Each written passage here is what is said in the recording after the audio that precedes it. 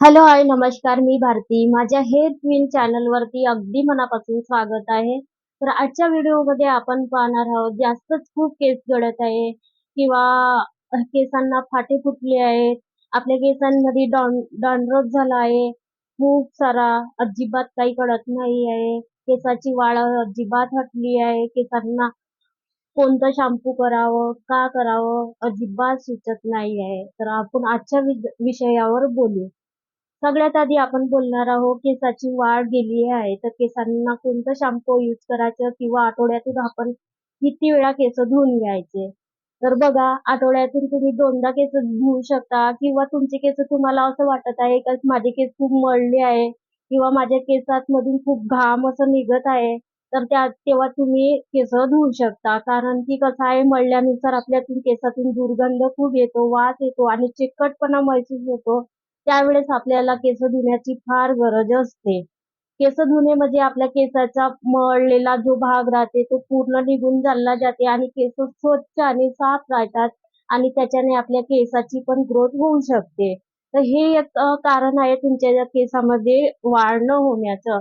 तर तुम्ही हप्त्यातून 2 किंवा 3दा केस आपल्याला वाटत आहे की केस माझे मळले आहेत, तर तुम्ही केस धुण्याचा नक्की प्रयत्न करा. आता आपली केस का नाही वाढत आहे? आपण किती पण प्रयत्न केला तरी पण माझे केस अजिबात वाढत नाहीये. तर तुम्ही काय करा, आपल्या केसाला असं वाटत आहे का माझ्या केसांना खूप सारे जास्त फाटे वाढलेले आहे आणि फाटे आलेले आहेत, तर तुम्ही त्यावेळेस काय करा, केसांना हलकं-हलकं तुम्ही शेप देऊन घ्या. केसांना हलकंसं असं काटत राहा किंवा तुम्ही किती वेळा काटायचं, म्हणजे हप्त्यातून आपण किंवा महिन्यातून किंवा 15 दिवसातून किती वेळा आपण केसांना काटत राहावं. तर जसं की तुम्हाला वाटत आहे माझे केस खूप फाटे झाले आहेत ना, अजिबात गळून राहिले आहेत ना, खूप असे पातळ झाले आले आहे. त्यावेळेस तुम्ही महिन्यातून एकदा तुम्हाला केस कटिंग करून घ्यायचे आहेत. तर जास्त नको केस कटिंग करायला. बघा, थोडे-थोडे केस कटिंग करून घ्यायचे आहेत. तर तुम्हाला घरच्या घरी जे केस आहेत कटिंग करून घ्यायचे आहेत. आता डॅन्ड्रफची गोष्ट. डॅन्ड्रफ आपल्याला वाटत आहे आपल्या केसातून डॅन्ड्रफ खूप झालेला आहे, तर मी जो शॅम्पू यूज करते तो तुमच्यासोबत शेअर करत आहे. शक्यतो तुम्हाला सूट होईल असं काही नाही, पण एकदा ट्राय करून बघू शकता.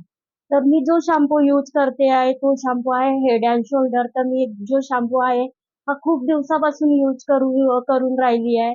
तर तुम्ही एकदा नक्की ट्राय करून बघू शकता. त्याच्याने काय होईल तर तुमच्या केसातला डॅन्ड्रफ जो आहे निघून चालला जाईल. तो जो शॅम्पू आहे मी हप्त्यातून 2 वेळा यूज करते. आता हा जो शॅम्पू आहे तो हप्त्यातून मी 2 वेळा यूज करून घेते.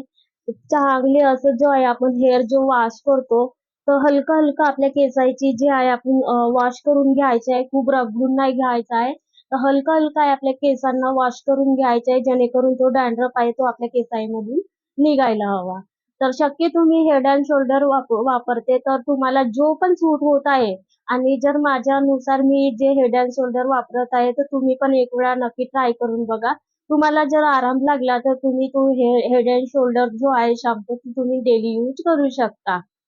तर आता तुम्हाला केस असे हवे असतील तर माझा एक तेल आहे. तो मी घरीच बनवलेला आहे आणि त्याच्याने तो घरगुतीच रेमेडी आणि छोटीशी रेमेडी आहे. तर माझा व्हिडिओ टाकलेला आहे. तर तुम्ही नक्कीच जाऊन त्याला भेट द्या. जेणेकरून तुमचे होऊ शकते तुमच्या केसांना वाढ येऊ शकते किंवा तुमच्या केसांना जाडपणा येऊ शकते, घनघोर पण होऊ शकते, लांब पण होऊ शकते. खूप सारा त्याच्यामध्ये फरक दिसू शकतो. असं नाही की आपण एकदा केलं आणि मग सोडून दिलं, असं काही नाही. आपण आपल्याला वाटत आहे ह्या ज्या तेलाने आपल्याला आराम आहे, तर आपले केस गळत नाहीयेत किंवा आपले केस बरोबर शेप आहेत, तर त्याच्यानुसार आपण तो तेल यूज करू शकतो. कधी काय होतं आपण खूप मोठे-मोठे उपाय करतो आणि खूप मोठं माणसाचं ऐकतो. पण कधी कसं आहे छोटीशी रेमेडीनं आपल्याला आराम पडतो, असं बी कधी-कधी होऊ शकतो.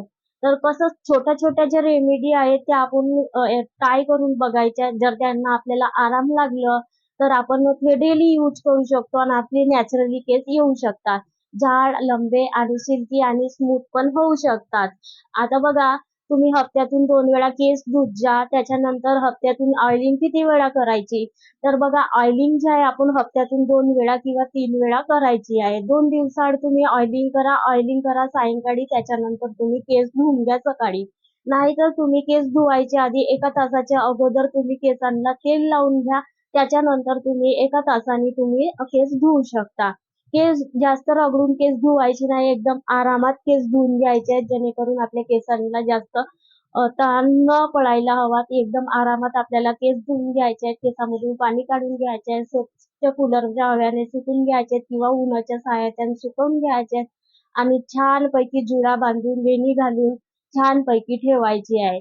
शक्यतो आपल्याला हे काळजी घ्यायची आहे, जेणेकरून आपले केस लांब आणि मोठे व्हायला हवा. सगळ्यांनाच वाटते की माझे केस मोठे पाहिजे, लांब पाहिजे आणि दाट पण पाहिजे.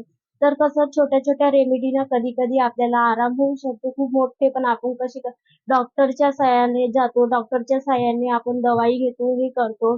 तरी पण आपले केस वाढत नाही. कधी काय होतं, आपण छोट्याशा एका नुकत्याने आपल्याला आराम पडू शकतो. तर हे रेमेडी तुम्ही नक्की ट्राय करा आणि करून बघा. जर तुम्हाला आराम होईल, तर तुम्ही यूज करत राहा. नाहीतर आपल्या केसांना जे सूट होत आहे, ऑइलिंग, हेअर ऑइलिंग जे सूट होत आहे ते करा. शक्यतो तुम्ही ऑइलिंग नारळ, कोकोनटचं ऑइल आहे ना, त्यांना तुम्ही ऑइलिंग करत राहा, जेणेकरून तुमचे केस ना असं नाही कोकोनट ऑइल आपण रोज वापरू शकतो. पहिल्याचे लोकं जे होते ना, कोकोनट ऑइल जे रोजच यूज करत होते, त्यांना काहीच नाही होत. कोकोनट ऑइल एकदम शुद्ध आहे आणि चांगलं आहे.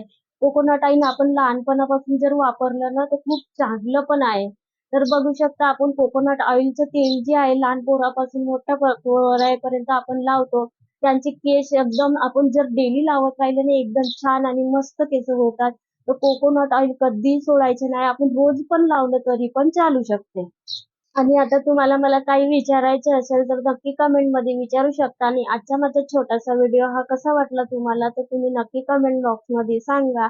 आणि माझा व्हिडिओ जरी तुम्हाला थोडासा आवडला तर एक लाईक करा. लाईक केल्याने मला मोटिवेट मिळतो आणि मला व्हिडिओ बनवायला खूप प्रोत्साहन मिळतो. त्याच्यामुळे मला एक लाईक करा आणि असाच सपोर्ट देत राहा. तोपर्यंत श्री स्वामी समर्थ. Bye bye.